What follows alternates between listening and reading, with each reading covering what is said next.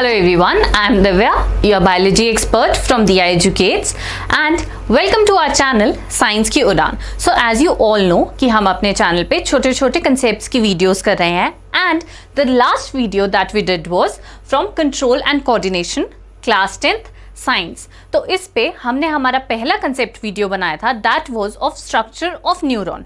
अब हमारा structure of neuron क्या है? It is the basic structural and functional unit of a nervous system, जिसकी वजह से अगर हमें किसी भी बॉडी पार्ट में कोई स्टिमुलस मिलता है तो उसके लिए कौन सा एक्शन लेना है, उसको कैसे प्रोसेस करना है, या कोई भी उसके अकॉर्डिंगली हमें जो रिएक्शन देना है वो किस वजह से एक बॉडी पार्ट से दूसरे बॉडी पार्ट तक इन्फॉर्मेशन जाती है, that is because of our nervous system. और उसका हमने जो स्ट्रक्चरल पार्ट पढ़ा था that was structure of neuron. और जो आज हम टॉपिक पढ़ेंगे दैट इज ट्रांसमिशन, कि एक्चुअली ये इंफॉर्मेशन ट्रांसमिट कैसे होती है थ्रू द न्यूरॉन्स। तो अगर आपने मेरा वो पुराना वीडियो नहीं देखा है तो अगर आपको ये कंसेप्ट समझना है तो पहले आप मेरा प्रीवियस वीडियो देखें, उसको अच्छे से समझें and then come back to this video and see it. So let's start. First हम रिकॉल कर लेते हैं कि लास्ट हमने स्ट्रक्चर ऑफ न्यूरॉन में क्या पढ़ा था। सो स्ट्रक्चर ऑफ न्यूरॉन में हमने बेसिकली उसको 3 पार्ट्स में डिवाइड किया था। पहला हमारा था सेल बॉडी या सोमा, सेकेंड वॉज एक्सॉन, ये जो थिन सी ट्यूब हमें दिख रही है कमिंग आउट ऑफ सोमा, और लास्ट और थर्ड पार्ट जो हमने पढ़ा था दैट वाज एक्सॉन टर्मिनल। सो अगर जैसे हमें यहाँ पे हमारी जो ये स्किन के नीचे वाली लेयर पे पड़ा है या स्किन के बीनीथ प्रेजेंट है, तो अगर हमारी स्किन को कोई भी स्टिमुलस मिलेगा तो एकदम से जो वो स्टिमुलस है वो उसको कौन कैच करेगा? That is our dendrites. Dendrites वहां से कैच करके उसको थ्रू सेल बॉडी आगे ट्रांसमिट करते हैं through axon and then ultimately to axon terminal. तो ये तो हो गया कि एक एक्सॉन के अंदर कैसे होगा। अब ऐसा तो है नहीं कि जो हमारा एक न्यूरॉन है वो इतना लंबा है कि वो हमारी स्किन से लेकर हमारे ब्रेन तक जाएगा, तो ऑब्वियसली बहुत सारे न्यूरॉन्स गैप्स पे पड़े हैं। तो आज हम जो पढ़ेंगे दैट इज कि इस न्यूरॉन से जो हमारा नेक्स्ट न्यूरॉन है उस पे हमारा स्टिमुलस कैसे ट्रांसमिट होगा, और फाइनली ऐसे ट्रांसमिट होते होते वो हमारे जो पर्टिकुलर ऑर्गन है या प्रोसेसिंग ऑर्गन है जिस तक उसको इन्फॉर्मेशन लेके जानी है वो कैसे पहुंचती है। So let's start with today's topic that is transmission of nerve impulse. So अब हमारा टॉपिक है that is transmission of nerve impulse. अब क्या होता है कि जैसे एक न्यूरॉन प्रेजेंट है तो बिल्कुल उसके नेक्स्ट या कोई स्पेस देके नेक्स्ट न्यूरॉन प्रेजेंट होता है। जैसे कि हमें डायग्राम में दिख रहा है कि ये हमारा फर्स्ट न्यूरॉन है और इसी के साथ हमारा सेकेंड न्यूरॉन प्रेजेंट है। तो इन दोनों के बीच में कभी कभी या तो गैप होता है या गैप नहीं भी होता। तो वो जो जंक्शन बनती है, ये जो एरिया है from the first neuron to the second neuron, तो इस एरिया को हम कहते हैं synapse. So a nerve impulse is transmitted from one neuron to an other neuron through a junction that is known as synapse। और ये synapse कैसे बनती है? ये हमारा फर्स्ट है तो हम इसको बोलते हैं प्री साइनेप्टिक न्यूरॉन, क्योंकि ये साइनैप्स से पीछे प्रेजेंट है। नेक्स्ट न्यूरॉन को हम बोलते हैं पोस्ट साइनेप्टिक न्यूरॉन, क्योंकि ये जो हमारी बीच में स्पेस है, देखो ये जो हमें स्पेस दिख रही है इससे नेक्स्ट है तो हम इसको बोलेंगे पोस्ट साइनेप्टिक न्यूरॉन। तो अगर आपको कोई पूछे कि साइनैप्स क्या होती है तो हम बोल सकते हैं it is a junction that is formed from the pre synaptic membrane of the neuron and post synaptic membrane of the next neuron. और जो ये बीच में गैप होता है, गैप हो भी सकता है नहीं भी हो सकता, बट अगर गैप है तो हम उसको बोलते हैं साइनेप्टिक क्लेफ्ट।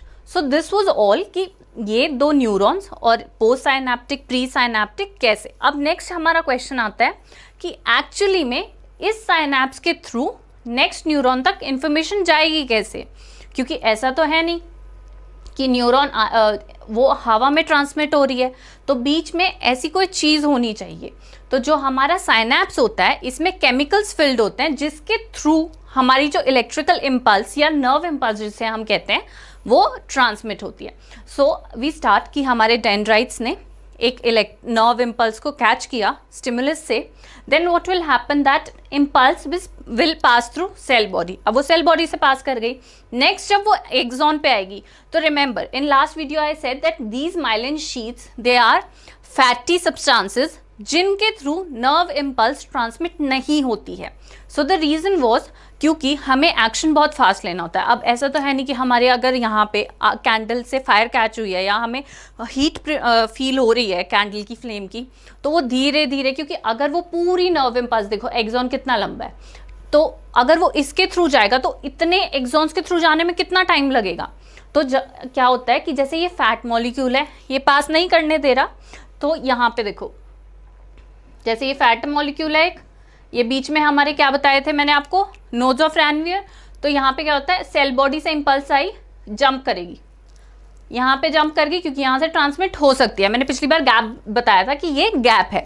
नेक्स्ट क्या होगा, अब इस फैटी मॉलिक्यूल से ट्रांसमिट नहीं हो रही तो फिर से जंप करके नेक्स्ट पे जाएगी, और ऐसे जंप करते करते तो उसका डिस्टेंस शॉर्ट हो गया क्योंकि उसको सिर्फ जंप करके जाना है, तो वो बहुत जल्दी ट्रांसमिट होके फाइनली हमारे एक्सॉन टर्मिनल पे आती है। अब जैसे ही वो एक्सॉन टर्मिनल पे आएगी, वहाँ पे क्या होगा, इसमें न्यूरोट्रांसमीटर्स प्रेजेंट होते हैं एक्सॉन टर्मिनल्स में, जो कि रिलीज हो जाते हैं एक्सॉन टर्मिनल से। अब जब वो न्यूरोट्रांसमीटर्स रिलीज हुए तो they are released in the synaptic cleft, जो हमने पढ़ा था, और उसमें केमिकल्स प्रेजेंट है। सो ये neurotransmitters they are further transmitted to our post synaptic neuron, की जो उसका नेक्स्ट न्यूरॉन है, दैट इज दिस वन। और जैसे ही वो न्यूरोट्रांसमीटर्स आएंगे तो जो नेक्स्ट न्यूरॉन है उसके डेंड्राइट्स अगेन स्टिमुलस कैच करेंगे, स्टिमुलस को कैच किया, जिसकी वजह से इनका पोटेंशियल डिफरेंस चेंज हुआ। पोटेंशियल डिफरेंस चेंज होने की वजह से वो स्टिमुलस आगे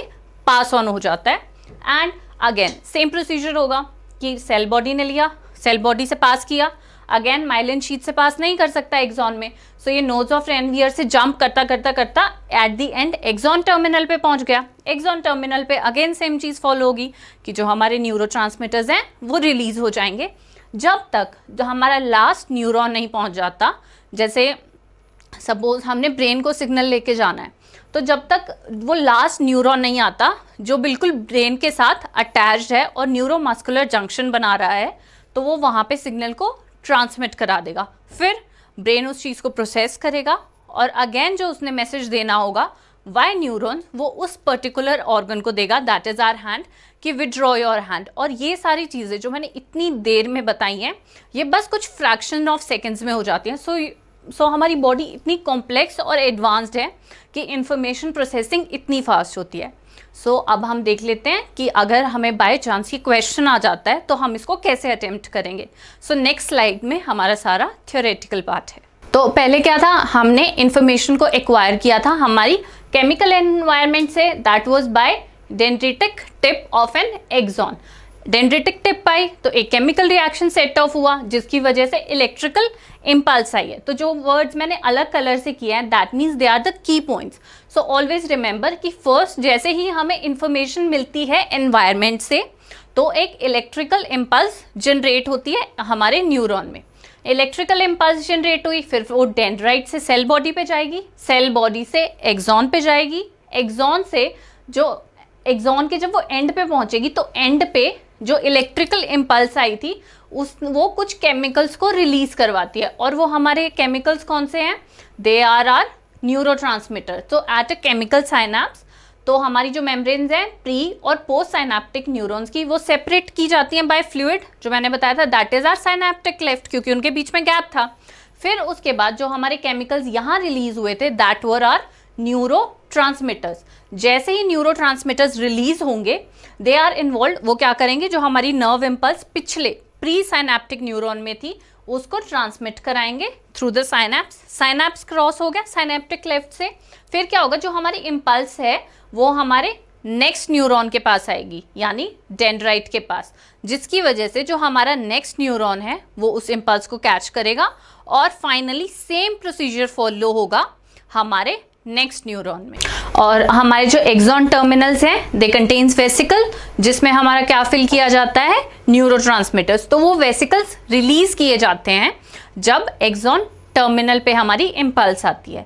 अब इम्पल्स अराइव होती है एक्सॉन टर्मिनल पे, तो ये क्या स्टिमुलेट करते हैं, मूवमेंट ऑफ वेसिकल्स, जो अभी हमने पढ़े थे, जिसमें हमारे न्यूरोट्रांसमीटर्स फिल्ड है। और फिर क्या होता है कि वो प्लाज्मा मेम्ब्रेन के साथ फ्यूज करते हैं, हमारे न्यूरोट्रांसमीटर रिलीज होते हैं, और जो हमारे रिलीज न्यूरोट्रांसमीटर्स होते हैं वो कोई अपने स्पेसिफिक रिसेप्टर्स के साथ बाइंड करते हैं, जो कि हमारे जो नेक्स्ट न्यूरॉन है that is are post synaptic neuron, उस पे प्रेजेंट होते हैं, आयन चैनल्स ओपन होते हैं, और जो हमारी इलेक्ट्रिकल इम्पल्स है उसको ट्रांसमिट किया जाता है इन आर नेक्स्ट न्यूरॉन। और वही सेम प्रोसीजर जो अभी हम पूरे अपने प्री साइनेप्टिक न्यूरॉन में पढ़ के आए हैं, वही सेम प्रोसीजर हमारे पोस्ट साइनेप्टिक न्यूरॉन में बनेगा। और ये जो पोस्ट साइनेप्टिक न्यूरॉन है, जब ये अगले न्यूरॉन को ट्रांसमिट करेगा तो ये क्या बन जाएगा, pre synaptic neuron. So this was all about transmission of nerve impulse. So I hope you understood the concept. अगर आपको कोई भी डाउट हो so write to us in the comment section, and thank you.